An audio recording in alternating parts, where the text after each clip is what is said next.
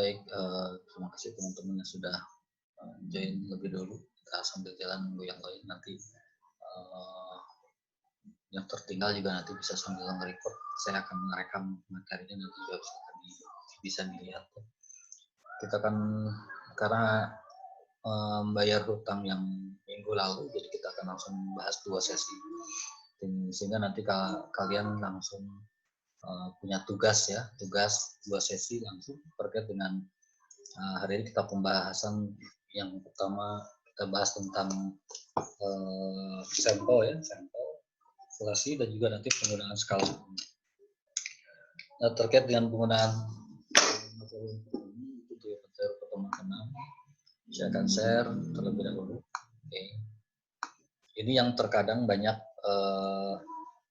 kawan-kawan yang apa ya, saya bilang seperti sepele tapi sebetulnya ini cukup fatal ketika teman-teman salah memetakan sebuah teknik sampling ya, teknik sampling, sehingga penting sekali gitu ya, penting sekali di dalam menetapkan mengapa menggunakan teknik sampling ya. Baik, kita akan mulai.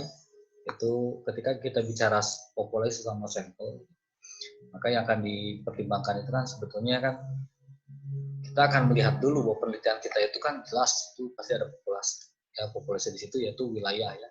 Wilayah generalisasi yang terdiri atas subjek ya, terutama subjek. Jadi ini kadang suka beda-beda, yang mengatakan objek. Tapi kalau kita bicara objek penelitian, idealnya kan objek penelitian itu kan variabel ya. Jadi biasanya saya lebih cenderung mengatakan dia sebagai subjek. Ya, subjek yang mempunyai kuantitas dan karakteristik tertentu gitu ya, yang ditetapkan oleh peneliti untuk dipelajari dan kemudian ditarik kesimpulan. Nah, biasanya nanti kita akan lihat ketika kita sudah menemukan populasi, tentunya kan populasi ini akan kita lakukan penelitian. Nggak mungkin, sebenarnya bukan nggak mungkin, sebetulnya bisa kita lakukan penelitian dengan mengambil populasi. Itu yang kita kenal dengan yang namanya sampel junum. Atau kalau orang-orang statistik bilangnya sensus. Jadi ketika dilakukan sensus penduduk, nah itu kan populasi, diteliti semua. Gitu. Tapi sebetulnya dalam konteks penelitian kita tidak harus mengambil semua populasi, cukup kita ambil sebuah sampel.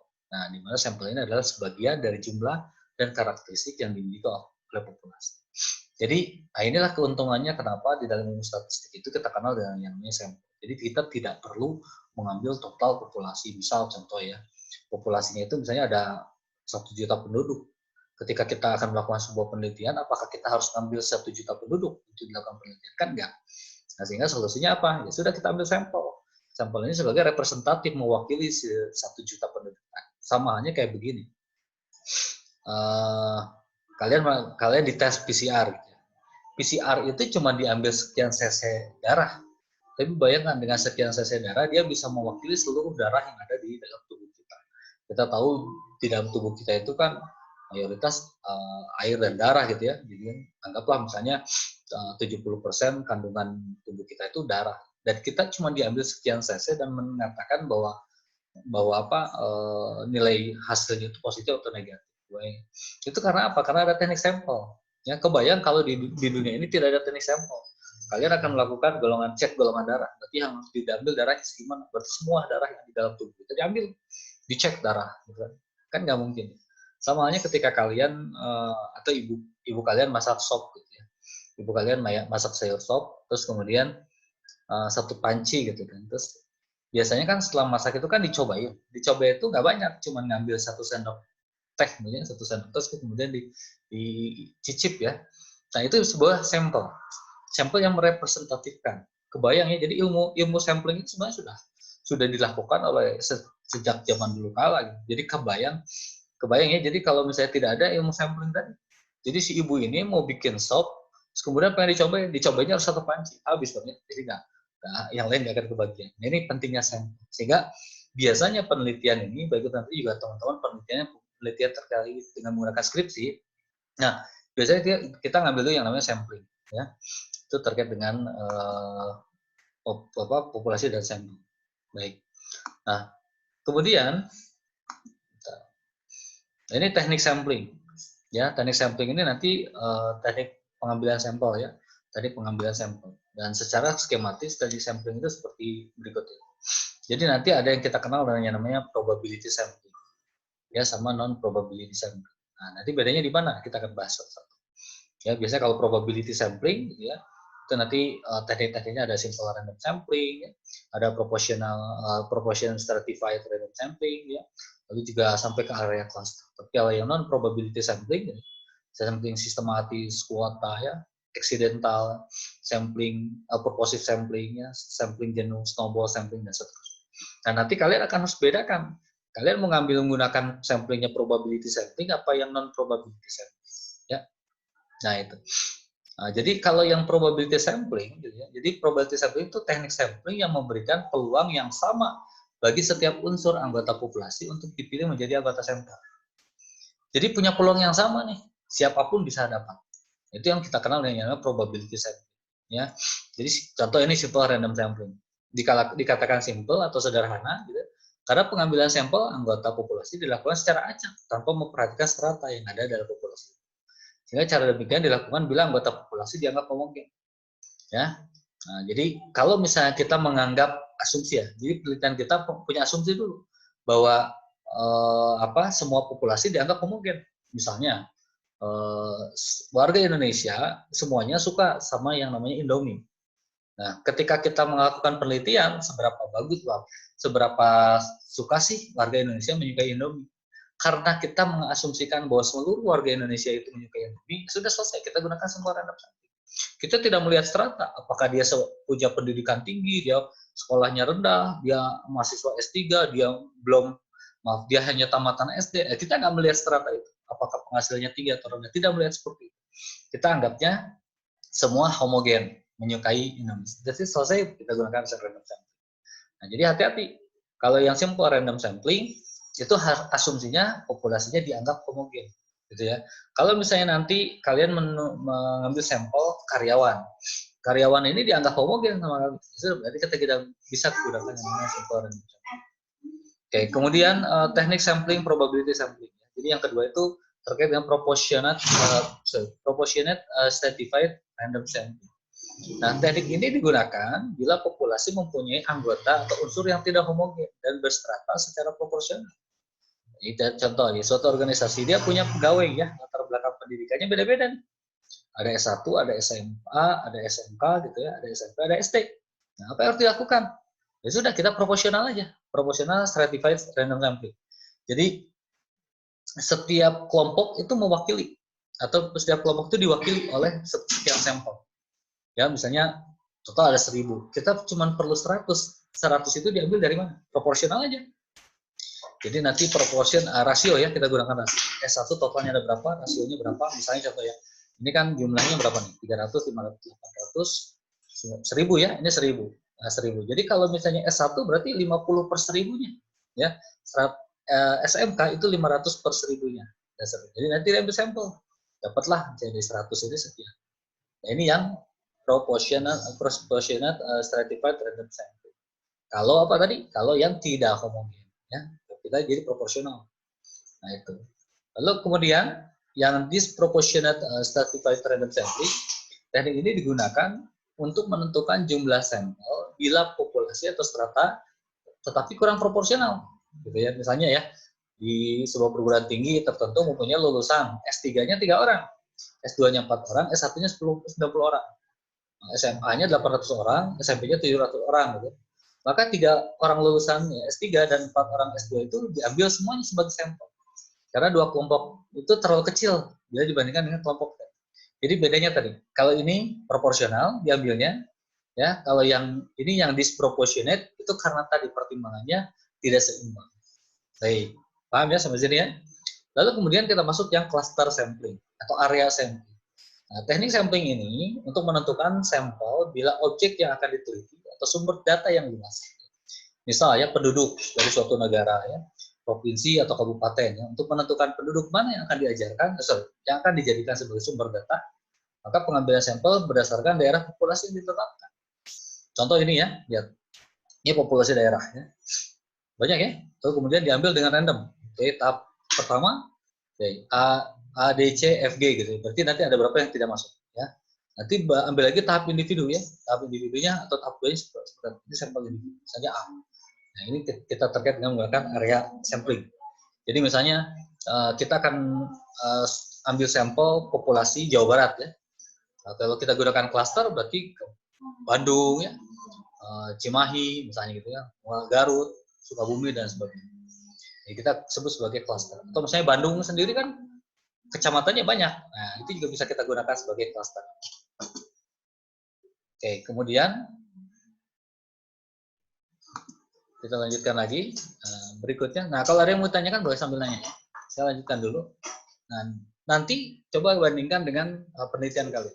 Apakah penelitian kalian masuk ke dalam kategori probability sampling atau non probability sampling? Nah, kalau probability sampling apa saja? Jadi nanti kalian akan cek. Nah, ini tugas nanti termasuk tugas nanti.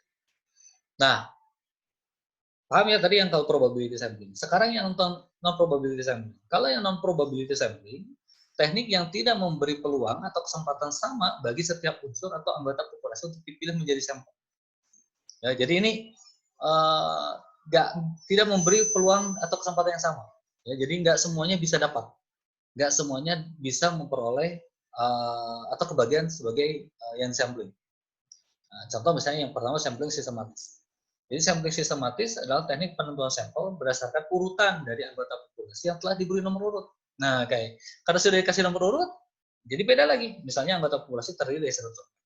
Jadi semua anggota ini diberi nomor urut, yaitu nomor 1 sampai 100 kan. Nah, lalu pengambilan sampel ini dapat dilakukan dengan nomor ganjil saja atau genap saja. Ketika kita ngambil hanya ganjil saja, berarti genapnya nggak kebagian, gitu ya.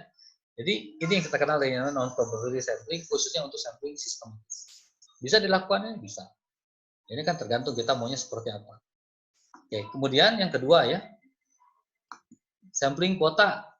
Sorry. Saya lanjut lagi. Nah, ini. Sampling kuota di sini. Ya, nah, sampling kuota itu teknik untuk menentukan sampel dari populasi yang mempunyai ciri-ciri tertentu sampai jumlah ya, atau kuota yang diinginkan. Nah, ini contoh ya, akan melakukan penelitian terhadap pegawai golongan 11. Dan penelitian dilakukan secara acak. Jadi setiap jumlah sampel ditentukan 100. Dan jumlah anggota peneliti berjumlah 5 orang. Maka setiap anggota peneliti dapat memilih sampel secara bebas sesuai dengan karakter yang ditentukan. Jadi tadi golongan 11, sebanyak 20 orang. Jadi tadi saya mau mendapatkan 100 nih, tapi kita cari dulu nih pegawai yang hanya golongan 11 ya. Golongan 11, terus saya menentukan kalian 5 orang sebagai peneliti surveyor. Nah, kalian bebas memilih. Nah, nanti yang penting dapat 20. Dapat 20 dan itu dilakukan secara acak sama sampling kuota. Ya, dapatlah terkumpul. Nah, lalu yang berikutnya sampling accidental. Teknik penentuan sampel berdasarkan kebetulan. Ya, siapa saja yang secara kebetulan bertemu dengan peneliti dapat digunakan sebagai sampel bila dipandang orang yang kebetulan ditemui itu cocok sebagai sumber data. Kalian suka menemukan ya misalnya kalau jalan-jalan dulu ya sebelum pandemi, misalnya apakah di gazebo atau di mall tiba-tiba ada orang minta tolong isi kuesioner gitu ya. Nah itu termasuk sampling accidental. Misalnya ternyata cocok. Misalnya ditanya dulu data identitas, ternyata cocok terus disuruh ngisi sampling. Nah, saran saya, karena kalian akan menghadapi skripsi, biar kalian tidak dapat karma, mulai besok-besok kalau ada yang menyebar kuesioner, itu harus semangat untuk mengisi. Kenapa? Karena kalian akan menghadapi hal yang sama. Ya, jadi jangan sampai begini nanti ditolak aja langsung. Mohon maaf, saya nggak ada waktu. Nah, nanti ketika kalian akan melakukan penelitian, kalian perlu nyebar sampel, dan nanti orang juga akan melakukan hal yang sama. Enggak, mohon maaf, saya nggak ada waktu. Nah, ya, jadi jangan. Mulai besok, kalau ada yang mengajukan kuesioner, kalian harus semangat mengisi. Bahkan kalau perlu kalian pasang di status ya, bersedia mengisi kuesioner sesuai dengan karakter pribadi masing-masing gitu kan. Jadi menawarkan diri. Buat apa? Jadi nanti ketika kalian melakukan penelitian, kalian juga akan dimudahkan. Ini kalau saya bilang peneliti ini punya karma yang berlaku. Baik. Nah, berikutnya sampling purposive. Ini yang biasanya sering digunakan oleh peneliti. Nah, biasanya kalau sampling purposive itu teknik penentuan sampel dengan pertimbangan tertentu. Misalnya akan melakukan penelitian tentang disiplin pegawai. Maka sampel yang dipilih adalah orang yang ahli dalam bidang kepegawaian saja. Atau contoh, saya mau ngukur keputusan beli motor NMAX, ya. Nah berarti kan saya hanya karena keputusan beli, bukan niat beli. Kalau niat beli, siapapun punya niat. Kalian yang belum punya motor NMAX, pasti ada niat untuk beli motor NMAX. Tapi kalau keputusan beli, sudah pasti dia sudah beli motor NMAX. Nah, ketika sudah beli motor NMAX, kita lakukan sampling. Sampling purposif gunakannya, yaitu hanya untuk konsumen yang sudah menggunakan motor NMAX. Nah, itu sampling purposif. Jadi nanti ada controlling, ya. Nah, itu. Jadi itu purposif. Kalau yang jenuh, sampling jenuh, teknik penentuan sampel bila semua anggota populasi digunakan sebagai sampel. Misal, karyawan di perusahaan itu ada 30 orang. Nah, 30-nya akan kita ambil. Nah, kita ambillah yang namanya sampling jenuh. Jadi jangan misalnya gini, kita ambilnya populasi Pak, enggak, jadi tetap sampling jenuh itu mewakili semua populasi. Ya, jadi istilah sampel jenuh adalah sensus, di mana semua anggota populasi dijadikan sebagai sampel. Gitu. Jadi tetap meskipun Pak saya tidak menggunakan sampel, saya menggunakan semua populasi. Enggak, tetap istilahnya itu sebagai sampling jenuh. Ya, biasanya anak-anak SDM tuh pakai sampling jenuh. Nah, kemudian yang terakhir snowball sampling. Jadi teknik penentuan sampel yang mula-mula jumlahnya kecil, ya. Kemudian sampelnya disuruh memilih teman-temannya untuk dijadikan sampel. Begitu seterusnya sehingga jumlah sampel semakin banyak. Jadi ibaratnya snowball sampling. Jadi terus makin ke bawah makin banyak. Kayak apa? Kayak MLM ya. Multi level marketing itu kan tipikalnya kan hampir sama dengan snowball. Nah, sehingga pada penelitian kualitatif banyak menggunakan sampel purposif dan snow. Nah, inilah jenis-jenis sampling yang akan atau yang bisa kalian gunakan ketika kalian melakukan penelitian. Baik, sebelum saya masuk ke materi berikutnya, ada yang mau ditanyakan dulu? Ini saya coba meramus sederhana mungkin sehingga nanti kalian jadi mudah untuk mengadaptasi bahwa yang disebut sebagai sampel itu seperti apa. Nah, perlu kehati-hatian ketika nanti kalian menentukan, Pak, kalau misalnya cuma 2 orang, ya nggak ada masalah sepanjang itu merepresentasikan sebuah sampel. Ya, nah sebenarnya nanti yang belum saya bahas itu terkait dengan teknik pengambilan sampel. Ya, teknik pengambilan sampel khususnya untuk menghitung berapa sih sampel yang ideal. Biasanya kalau anak-anak S1 skripsi itu yang paling sering digunakan itu biasanya metode Slovin. Biasanya namanya metode Slovin. Berapapun populasinya, dihitungnya jadi 100. Lihat ya, kalian lihat di perpustakaannya. Skripsi-skripsi itu banyak. Ya. Jadi populasinya jutaan, populasinya ratusan ribu, tetap ujungnya tuh 100. Karena nilai E-nya itu nanti, ujungnya nanti pembaginya jadi 100. Gak ada masalah, karena itu teknik Slovin dulu bisa, boleh digunakan. Gitu. Nah, tapi balik lagi, nanti kalau misalnya ternyata hasil kalian menghitung sampling ternyata cuma 60, ya nggak usah 100, udah aja 60. Yang penting kalian sudah mengacu kepada teknik pengambilan sampel dengan rumus apa. Nah, itu sampling. Sampling ini krusial ada di mana? Ada di bab 3. Baik itu orang operation, anak keuangan, SDM, marketing, itu sama, berlaku sama. Sampling ini pasti akan menunjukkan bahwa penelitian kalian itu perlu. MO biasanya cuma 3 orang Pak, karena pegawainya cuma 3 orang, kita untuk produktivitas. Ngambil sampling nggak? Ambil. Sampling apa? Sampel jenuh namanya. Jadi tetap kita akan menjustifikasi deskripsi itu sebagai sampel jenuh. Ini contoh. Baik, ada yang mau ditanyakan? Ada? Cukup paham ya? Baik. Nah, nanti untuk tugas, ya. Nah, untuk tugas ini silakan kalian nanti saya share ya, ini belum saya share di e-learning. Nah, ini. Jadi kalian akan buat sebuah resume terkait dengan teori populasi dan sampel ya. Kemudian tentukan penelitian yang akan kalian gunakan. Menggunakan pendekatan teknik sampling, teknik pengambilan sampel apa. Yang tadi kalian harus kategori seperti apa dan jelaskan kenapa. Ya, jelaskan alasannya kenapa. Simpel ya, tugasnya sangat ringkas sekali. Nah, nanti ini termasuk nanti ada soal untuk di ujian ya. Baik, ini yang pertama terkait dengan sampel. Nah, materi berikutnya yang kedua, jadi terkait dengan agak banyak sedikit ya. Ini skala pengukuran ya, skala pengukuran dan instrumen riset gitu ya. Jadi penelitian ini perlu ada data dan diukur. Nah, diukur. Seperti apa sih kita mengukurnya? Nah, ini kita akan bahas. Ya. Saya akan bahas cepat, jadi tidak akan terlalu lama kalian melakukan perkuliahannya. Ya. Baik, sudah muncul ya di layar kalian ya. Kita bahas. Nah, saya bahas dulu sedikit tentang skala pengukuran. Pengukuran ini kan sebenarnya pemakaian suatu kuantitatif ya, maupun kualitatif pada objek atau subjek penelitian ya, yang mendeskripsikan jumlah atau tingkat properti yang dimiliki objek tersebut. Nah, di mana-mana ketika kita melakukan penelitian pasti muncul di situ yang namanya skala pengukuran. Ya, skala pengukuran itu beragam ya. Contoh gini lah, ketika kita akan melakukan sebuah pengukuran tinggi badan, sudah jelas kan keluar tuh angkanya ya, tinggi badan sekian, berat badan sekian. Nah, kalau tinggi badan sama berat badan itu kategorinya apa? Tadi ada kategori. Misalnya, ya kalau misalnya contoh ya, kegemukan ya, terlalu kurus ya, ideal. Nah itu beda lagi. Karena kita justifikasinya tadi bukan masalah berat badannya. Kalau misalnya berat badannya 70 kilo, berat badannya 50 kilo, tinggi badannya 170 kilo, maaf 170 cm, ya. Lalu kemudian atau yang 160 cm. Nah itu angkanya keluar. Angkanya keluar. Nah angka ini kira-kira maksudnya kategori mana? Apakah nanti masuk kategori nominal, ordinal, interval, atau rasio? Nah, kita bahas nanti. Terus kita ngukur lagi. Yang 175 cm dengan berat 70 kilo, oh ideal nih. Nah, ini ideal. Ada yang tidak ideal. Nah, jadi ngukur berat badan itu ternyata ideal. Nah, ideal itu ukuran. Beda sama angka tadi. Nah, ini beda lagi.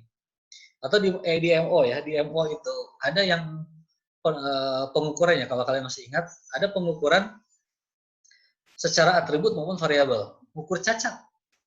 Misalnya kalau kita ngelihat kan kalian kalau beli botol aqua ya, minum aqua, itu kan tidak semuanya tingginya sama. Isinya memang 600 ml. Tapi kalau kita benar-benar ukur mungkin cuma 595, 597 dan seterusnya. Itu ada toleransi. Ada toleransi. Nah, ukuran itu kan angkanya keluar, satuannya ada. 560 ml, ada 600. Tapi ada juga misalnya kalau kita ngukur cacat misalnya botolnya. Misalnya airnya kusam, ya cacat karena airnya kusam. Atau misalnya botolnya penyok gitu kan, dan seterusnya. Nah itu beda lagi, ukurannya jadi beda lagi. Nah itu semua yang kita akan lakukan penelitian pasti ada yang namanya pengukuran, diukur. Hanya masalah tadi diukur itu dengan menggunakan skala pengukuran.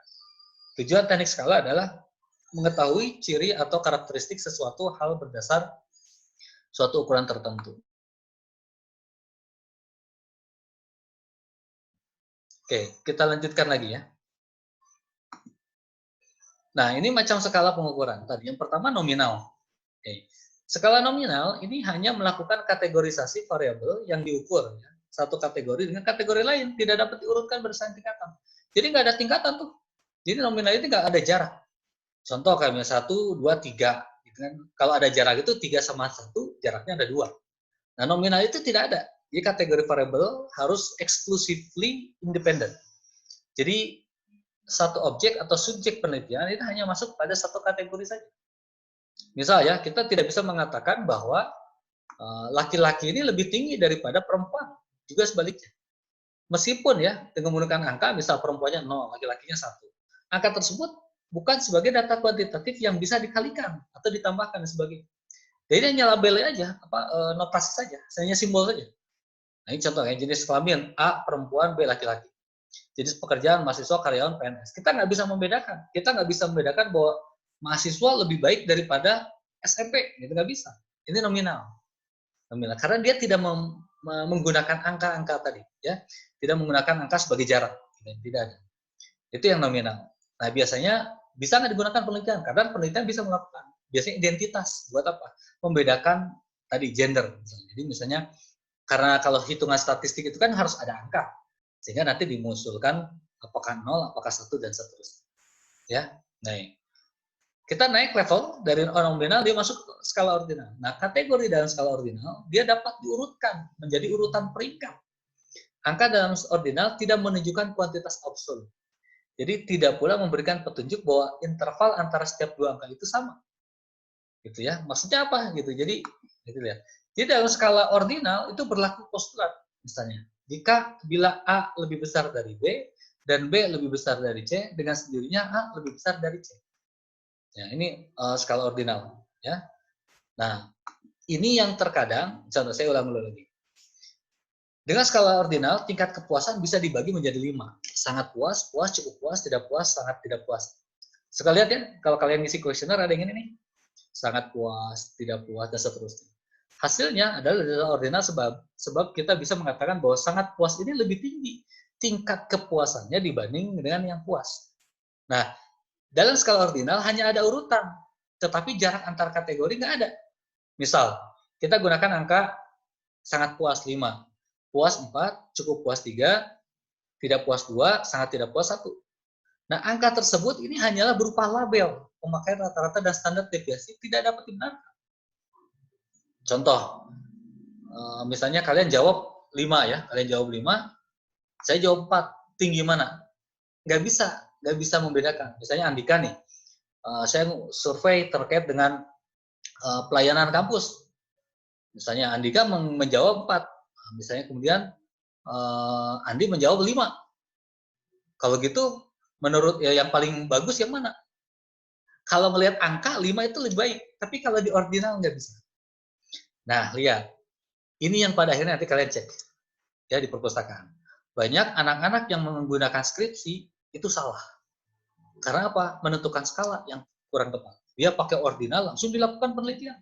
Padahal ilmu statistik atau metode menggunakan teknik sampling ataupun teknik analisis, misalnya regresi ya, paling sering digunakan oleh mahasiswa, misalnya regresi sederhana. Terus skalanya masih ordinal, terus diolah. Nah ini nggak boleh. Harusnya minimal kita menggunakan statistika, teknik statistika ya, teknik perhitungan statistika, itu minimal menggunakan skala interval. Jadi kalau masih menggunakan skala ordinal, langsung diolah pakai SPSS, keluar pasti angka keluar.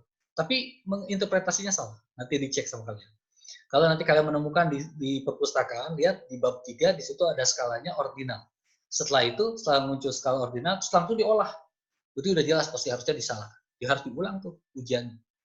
Jangan-jangan nanti pembimbingnya nggak paham, atau pengujinya juga yang nggak tahu sama-sama. Nanti dicek ya, banyak tuh.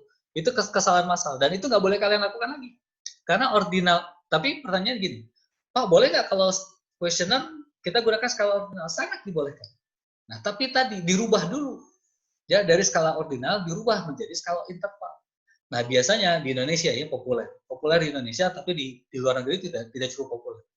Kita kenal yang namanya metode successive interval, mentransformasi dari ordinal ke interval. Jadi kalau nanti kalian gunakan data ordinal atau nominal, itu harus ditransformasi dulu, diubah ke dalam bentuk interval. Paham ya? Oke, inilah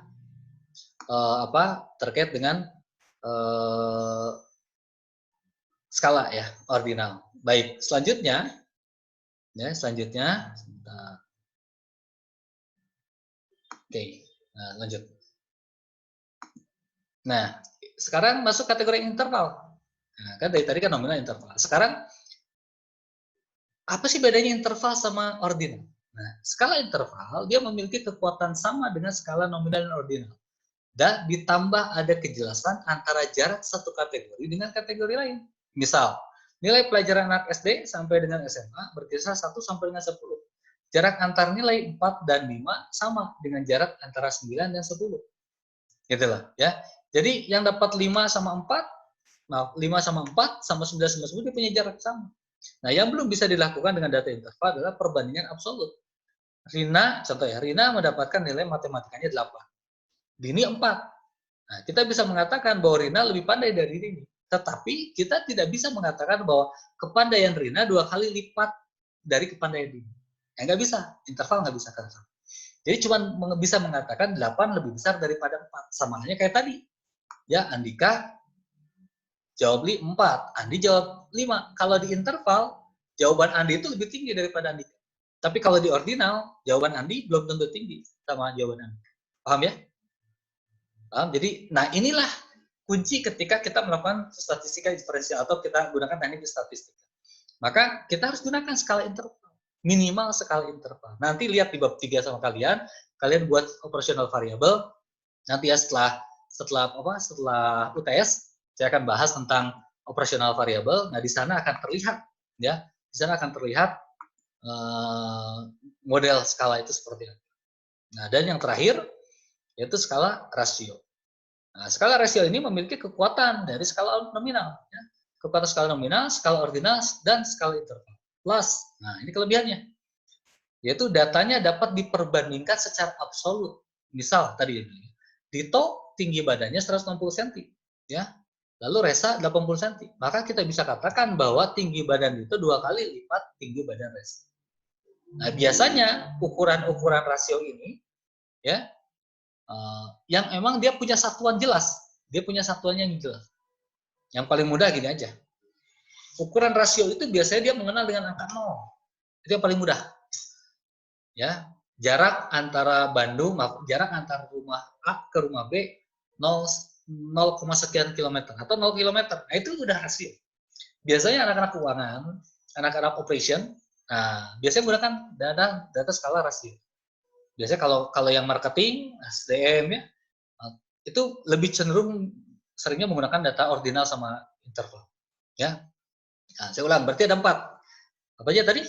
Nominal, ordinal, interval, rasio. Ya. Oke. Nah, ini yang sampai hari ini masih menjadi debatable. Nanti kalian cari di Google ya. Suka bingung ya skala Likert gitu ya, skala Likert gitu ya, skala Likert sama bedanya sama ordinal seperti apa. Likert atau ini instrumen. Nah, jadi instrumen tadi kalau yang ini masuknya kategori sebagai macam skala pengukuran, kalau ini instrumen riset pemasaran. Jadi kita gunakan skala Likert atau kita sebut sebagai summated rating scale, teknik self report bagi pengukuran sikap di mana subjek diminta untuk mengidentifikasi tingkat kesetujuan atau ketidaksetujuan. Ini ada beberapa hal yang diperhatikan dalam penggunaan skala Likert, yaitu urutan pertanyaan perlu diacak agar setiap pertanyaan mendapat peluang yang sama untuk setiap posisi. Hal ini penting untuk menghindari bias posisi. Ya, hindari keseragaman pilihan jawaban dengan mengacak titik ekstrim positif dan negatif. Ya, ini contoh nih, yang sering muncul ya.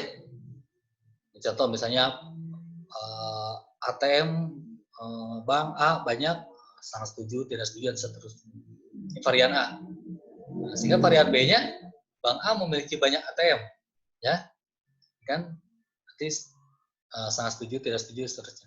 Nah, ini merubah formasi ini aja, ya. Nah, ini. Nah, ini pun biasanya lihat, kalau misalnya kalian banyak menemukan nih, sangat tidak setuju, netral, setuju, sangat setuju. Sudah jelas, ya, sudah jelas. Biasanya dia gunakan ini sebagai skala apa tadi? Nominal. Sorry, ordinal. Ya, ordinal. Nanti biasanya pakai notasi 5, 4, 3, 2, 1. Nah, lalu kemudian ada juga yang namanya skala diferensi semantik atau semantic differential scale. Nah, ini salah satu teknik self-report untuk pengukuran sikap di mana subjek diminta memilih satu kata sifat atau frase dari sekelompok pasangannya, kata sifat atau pasangan frase yang disediakan yang paling mampu menggambarkan perasaan mereka terhadap suatu objek. Ya. Nah, biasanya respon ini dikategorikan dalam 3 dimensi dasar. Ya. Dimensi evaluasi yang diwakili oleh pasangan adjektif ya atau kata sifat, misalnya baik sama buruk, gitu ya, manis sama pahit, menolong tidak menolong, gitu ya. Atau misalnya dengan potensi kekuatannya, si kuat, lemah, penuh, kosong, banyak, sedikit, gitu. Atau aktivitas, cepat, lambat, tepat, menyimpang, tenang, ribut. Biasanya ada lawan kata, ya. Nah, ada lawan kata dan formasinya jadi begini. Biasanya ini ada angka ya. 7, 6, 5, 4, 3, 2, 1, terus 9, 9, 8, 7, 6, dan seterusnya. Dari yang terbesar sampai yang terendah. Nah, skala diferensi semantik atau semantic differential scale itu kita kenal dengan yang namanya skala interval. Ya. Nah, jadi pemasaran ya, SDM, saran saya biar kalian tidak lagi melakukan proses transformasi data atau transformasi dari ordinal ke interval, sebaiknya menggunakan semantik itu. Karena semantik diferensial ini sudah masuk kategori interval. Ya, baik.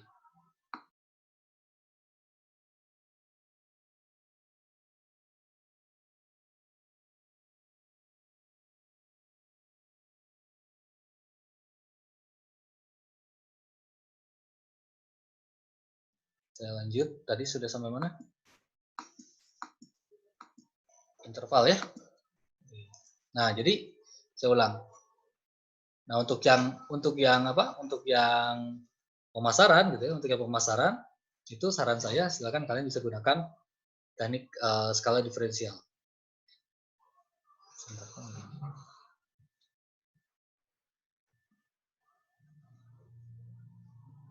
Baik. Nah,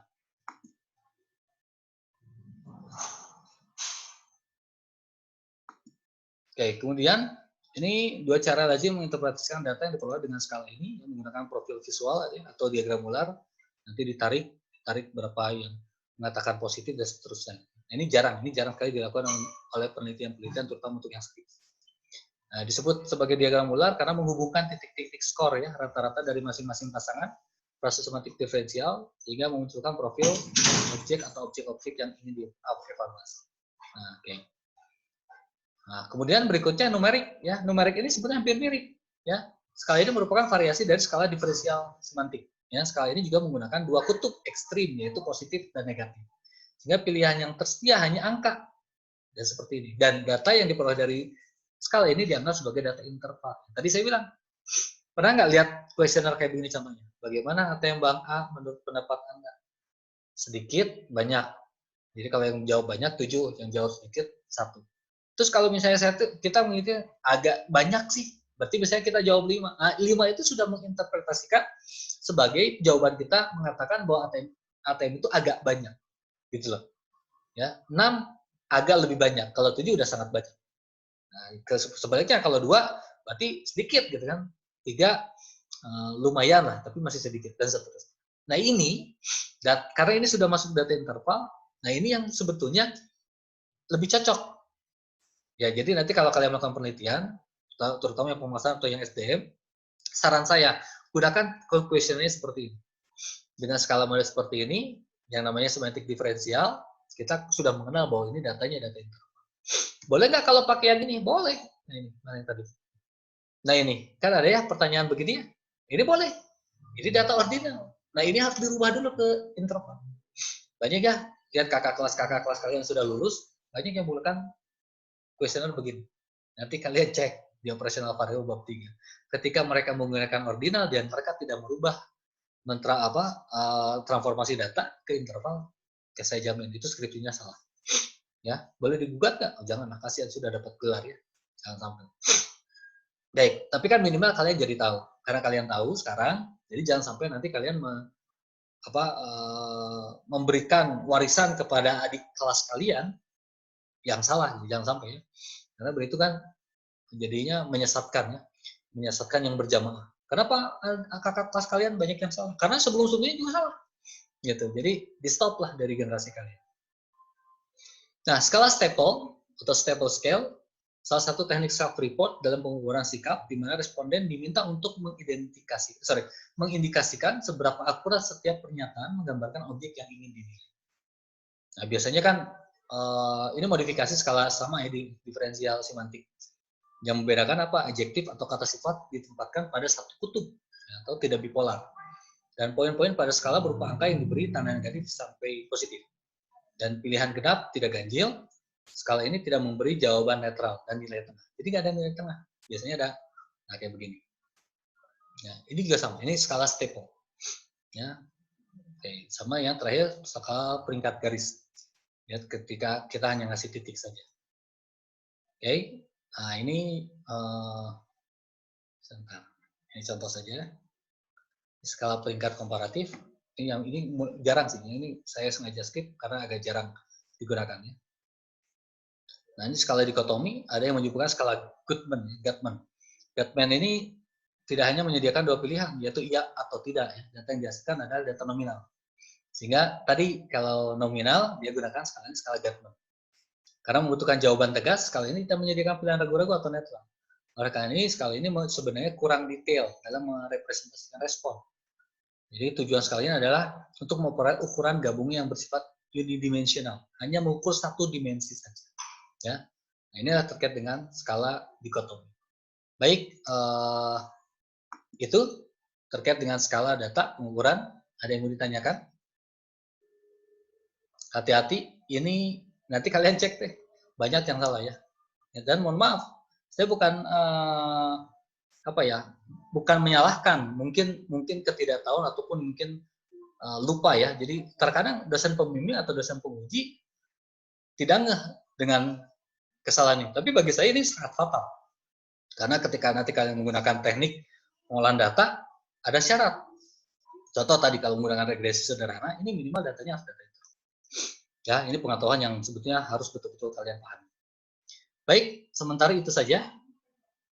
Kayaknya tidak ada pertanyaan. Cukup, lumayan lah. Kita hampir 45 menit lah, cukup lah. Baik, kalau tidak ada pertanyaan, nanti kalau ada pertanyaan silakan ditanyakan via grup, dan nanti ujian kita akan bahas sampai sini. Dan saya akan share ini recordnya akan saya share. Jadi nanti kalau yang tidak masuk hari ini, nanti silakan boleh mungkin nanti saya share lewat grup lah, atau nanti via YouTube. Baik, itu saja. Terima kasih atas perhatian teman-teman semua. Tetap semangat, tetap jaga kesehatan, dan selalu progres untuk proposalnya, sehingga nanti setelah beres UTS kita akan lebih genjot lagi mulai cara menulis dari bab 1 dan 1. Baik, terima kasih yang sudah mau hadir. Meskipun sudah agak ngantuk-ngantuk jam segini, jam rawan, tapi tetap semangat. Dan saya appreciate buat kalian semua yang masih tetap semangat. Ya, mudah-mudahan kita masih tetap bisa bersilaturahmi ya di kampus ya. Jangan sampai nanti tiba-tiba udah lulus aja gitu ya. Saya ngeliat Andika Tengges lulus, jadi sudah gitu ya. Sedangkan ketemu lagi yang can gitu ya. Baik, makasih. Assalamualaikum warahmatullahi wabarakatuh.